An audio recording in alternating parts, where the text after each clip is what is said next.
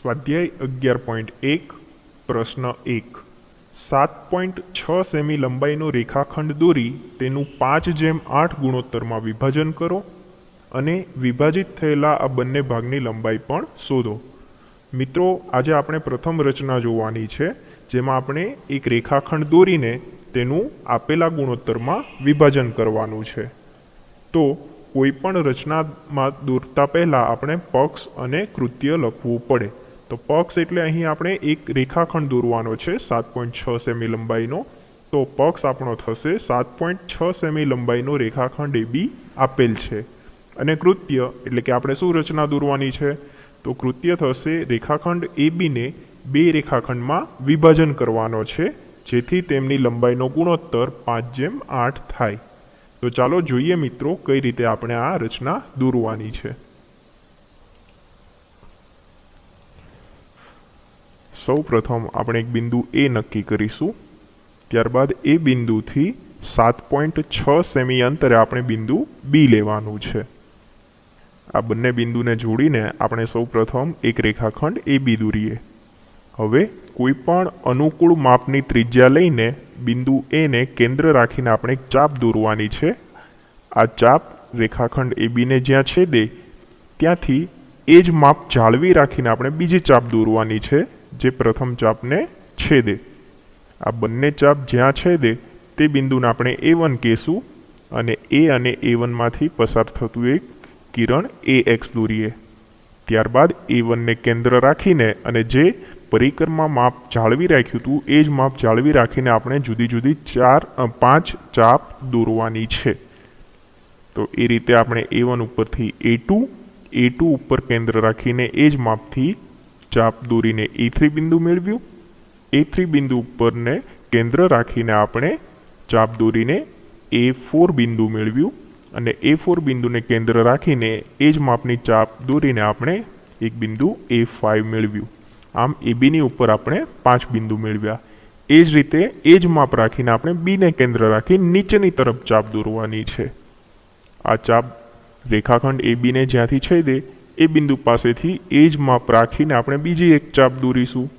आ बंने चाप ज्यां छेदे तेने आपणे नाम आपीशुं B1। त्यारबाद B अने B1 मांथी पसार थतुं एक किरण BY दोरीशुं।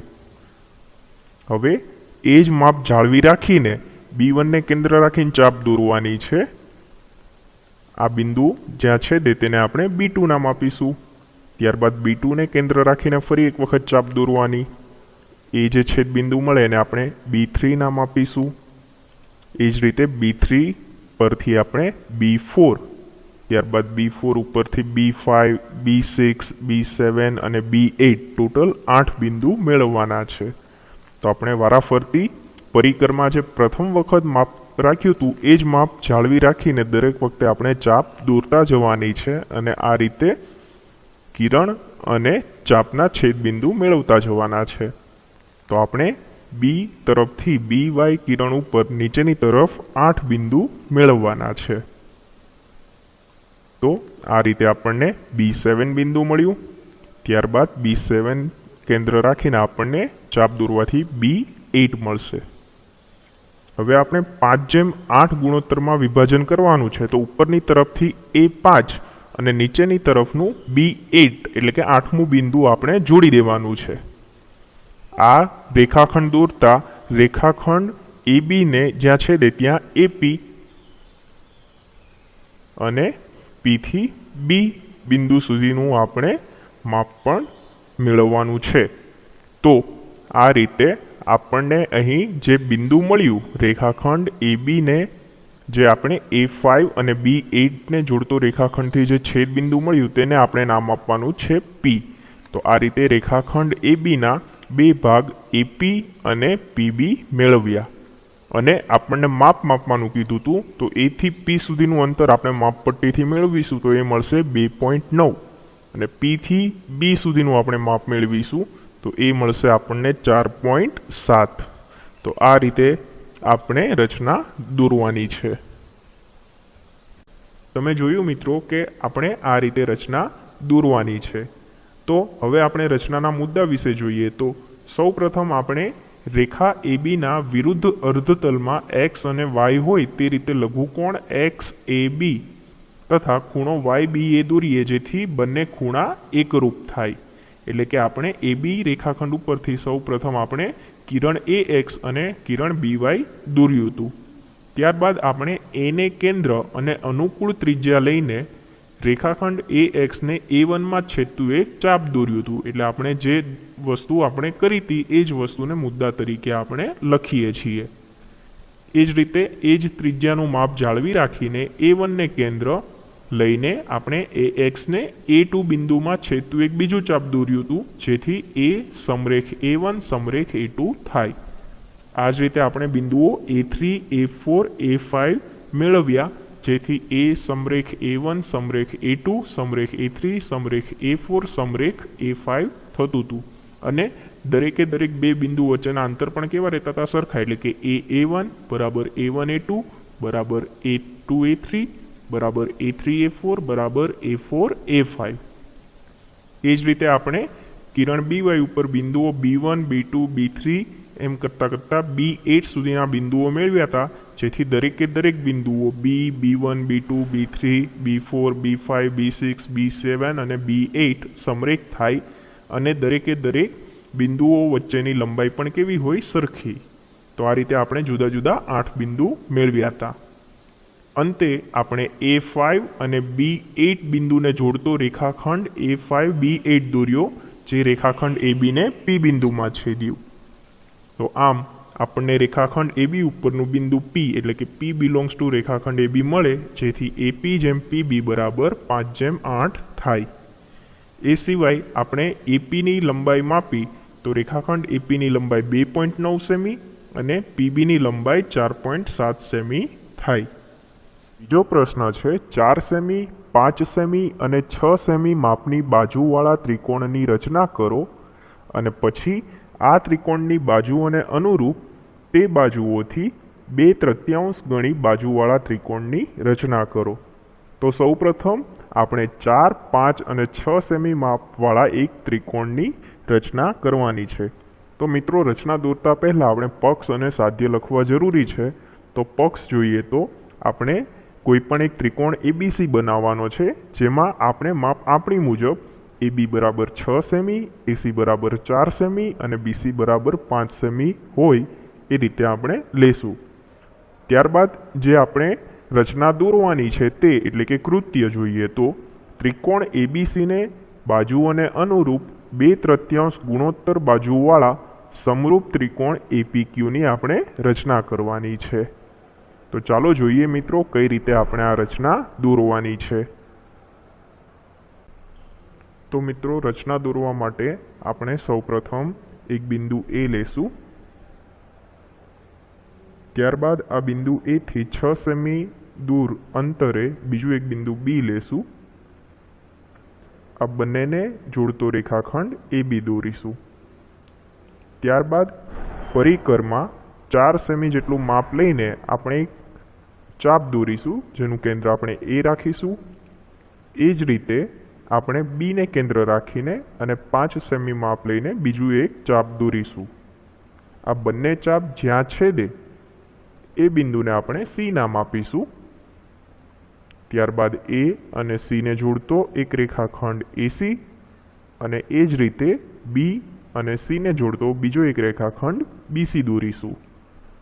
તો અહીં AB એટલે 6 સેમી AC એટલે 4 સેમી અને BC એટલે 5 સેમી માપવાળો એક ત્રિકોણ થશે। હવે આપણે આ બાજુઓથી 2/3 ગણી બાજુવાળા ત્રિકોણની રચના કરવા માટે આપણે A ને કેન્દ્ર રાખીને નીચેની તરફ AX કિરણ દોરીશું। હવે આપણે અનુકૂળ માપની ત્રિજ્યા લઈને A ને કેન્દ્ર રાખીને એક ચાપ દોરીશું જે AX ને એક બિંદુ A1 આગળ છેદે। મિત્રો યાદ રાખો આપણે પરિકરમાં માપ બદલવાનું નથી। ત્યારબાદ A1 ને કેન્દ્ર લઈને બીજી એક ચાપ દોરીશું જે AX ને A2 પાસે છેદે।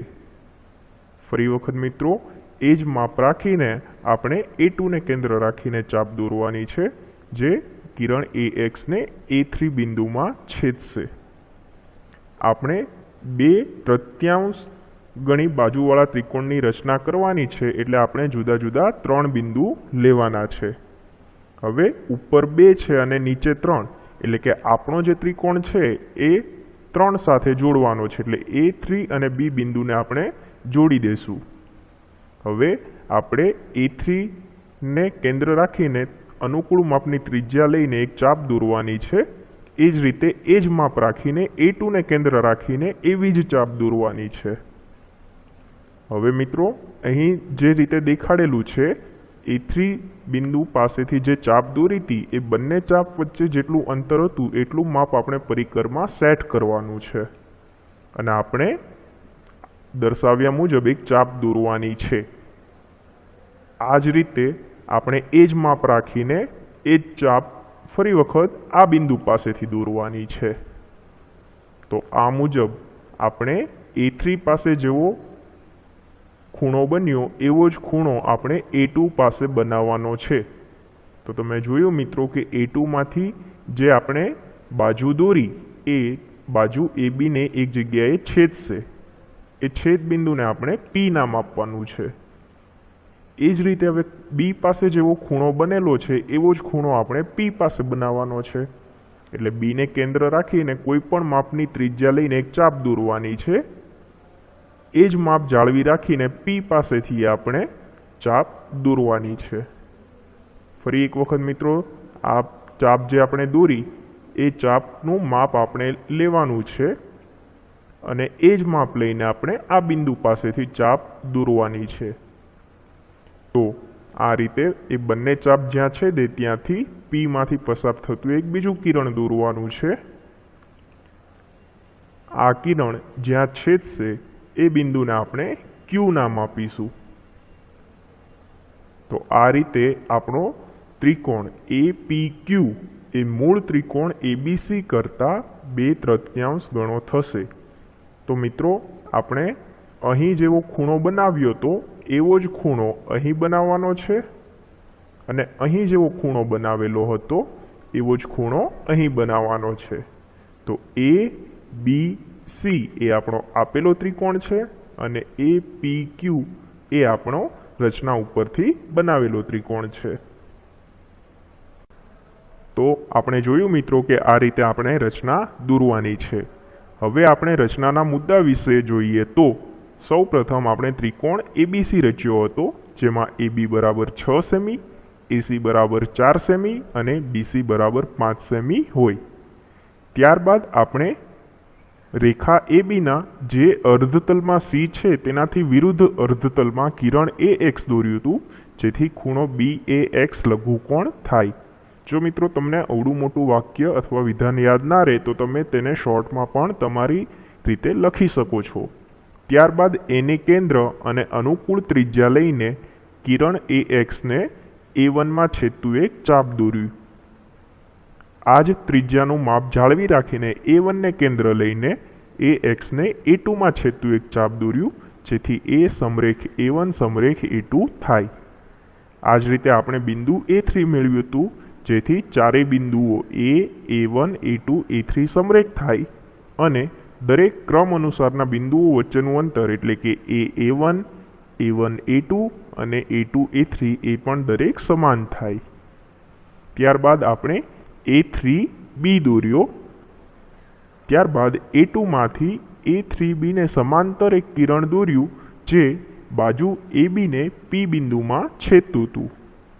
ત્યારબાદ P બિંદુમાંથી બાજુ BC ને સમાંતર એક કિરણ દોર્યું જે બાજુ AC ને Q બિંદુમાં છેદ્યું।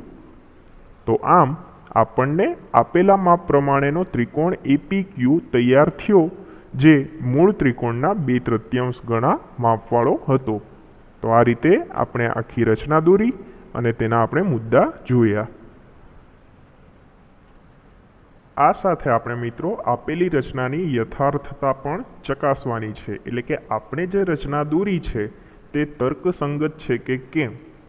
તો આપણને ખબર છે મિત્રો કે અહીં ત્રિકોણ APQ અને ત્રિકોણ ABC સમરૂપ ત્રિકોણ થાય છે, કારણ કે બિંદુ P અને B એ બંને એક જ રેખા AB પર આવેલા છે। એ જ રીતે બિંદુ Q અને C એ પણ બંને એક જ રેખા AC પર આવેલા છે। વળી બાજુ PQ અને બાજુ BC એ બંને સમાંતર બાજુઓ થશે, તેથી ત્રિકોણ APQ અને ત્રિકોણ ABC બંને સમરૂપ ત્રિકોણ બને।